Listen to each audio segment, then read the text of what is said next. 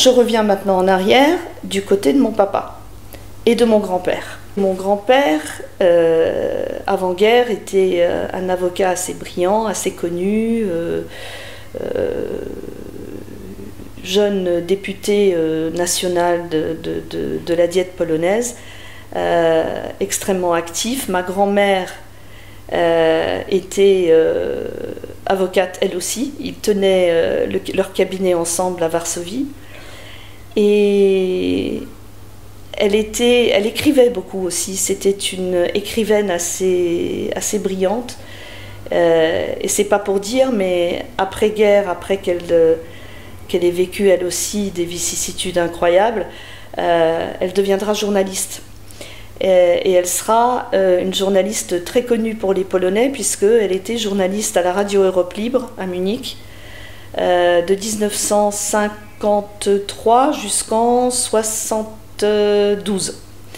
Donc pendant très longtemps, c'était le bras droit de Jan Nowak-Jeziorański, qui était le président de Radio Europe Libre à Munich pendant toutes ces décennies, personnage emblématique.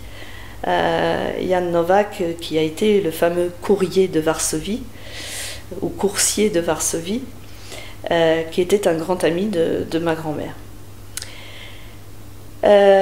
Donc je reviens sur l'histoire de mon grand-père. Éclate la guerre et mon grand-père rentre tout de suite dans la résistance polonaise. Mon père, qui avait en 41 13 ans, s'est fait arrêter avec ma grand-mère et emprisonné à la prison de Pawiak à Varsovie,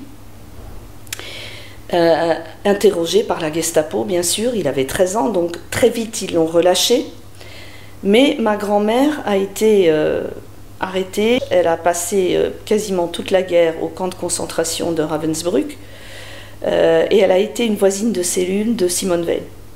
Voilà, donc elle se connaissait très bien. Et mon père a été envoyé par son père, qui était donc résistant, à la campagne, et il a passé une bonne partie de la guerre en dehors de Varsovie, à Leszna Podkowa, dans une famille d'accueil, parce qu'il ne fallait surtout pas qu'il y ait de contact entre lui et son père. En 1944, lors de l'insurrection de Varsovie, ne tenant plus, et à 15 ans, il s'est engagé.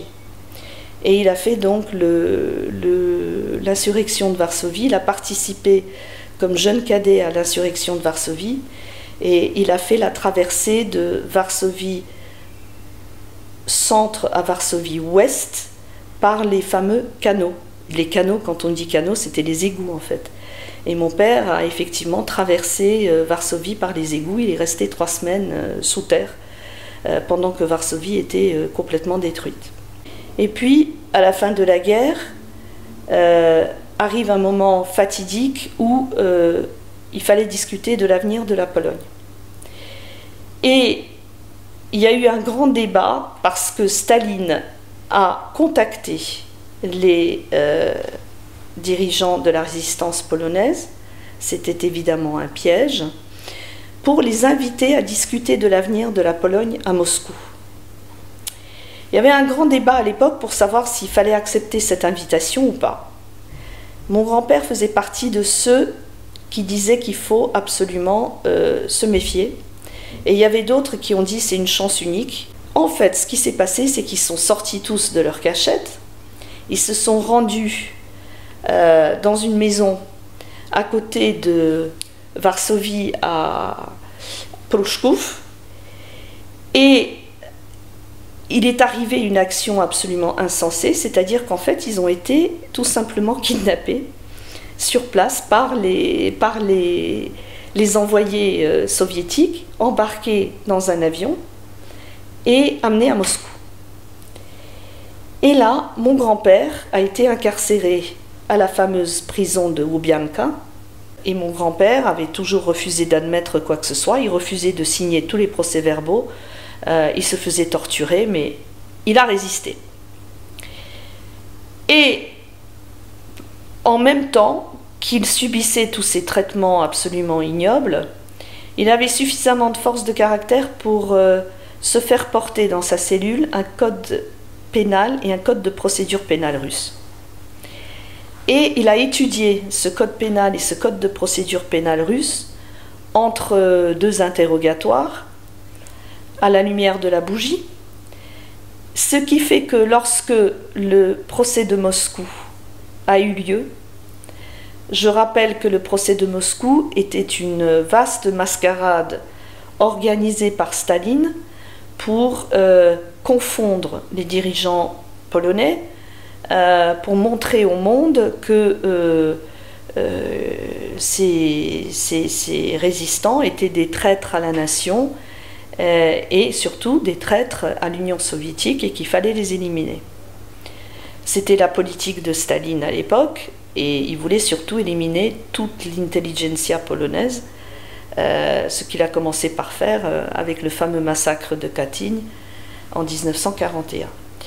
Donc mon grand-père s'est défendu tout seul et à vrai dire ils ont été extrêmement surpris puisque ils ne s'attendaient pas du tout à ce qu'ils ne prennent pas d'avocat et avec sa force de caractère et son talent d'avocat il a réussi à ne se faire infliger qu'une peine relativement modique par rapport aux peines qu'avaient reçues les autres acolytes. Donc, il est sorti en fait, on l'a relâché à la fin de 1947.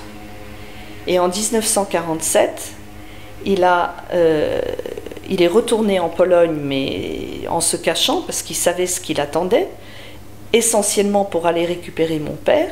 Ils se sont exfiltrés pour se retrouver en Italie. Et d'Italie, ils ont rejoint la Palestine. Très vite, mon grand-père a quitté la Palestine et il est parti à Londres rejoindre le gouvernement polonais en exil. Mon père est donc resté un moment en Palestine et c'est de ce fait, c'est comme ça qu'il a connu ma mère. Ils se sont connus sur place, ça a été une très belle histoire d'amour puisque c'est une histoire d'amour qui a débuté à l'âge de 15 ans, mais au drame, en 1948, ma mère est envoyée en Angleterre et donc ils se séparent. Et ne sachant évidemment pas où elle allait, où ils allaient se trouver, ils se quittent pensant ne plus jamais se revoir. En 1949, ma mère s'est inscrite à la fac, à la Polytechnic School of London, pour faire architecture. Mon père était plutôt un scientifique au début, il a complètement changé de cap après. Mais il s'est retrouvé à la même école en 1949 et dans l'escalier de cette école, il tombe sur ma mère. C'est une histoire de fou. Cette histoire vraiment est émouvante parce que ça montre juste à quelle enseigne l'histoire peut être étrange et extraordinaire. Deux personnes qui se sont connues avec un amour adolescent vont se retrouver à la même fac 3 ans après et ils vont poursuivre leurs études ensemble à Londres et ils ne vont plus jamais se quitter. Ils se marieront en 1954 après avoir fini les études et voilà, et je suis née à Londres alors que j'aurais logiquement, normalement dû naître à Varsovie.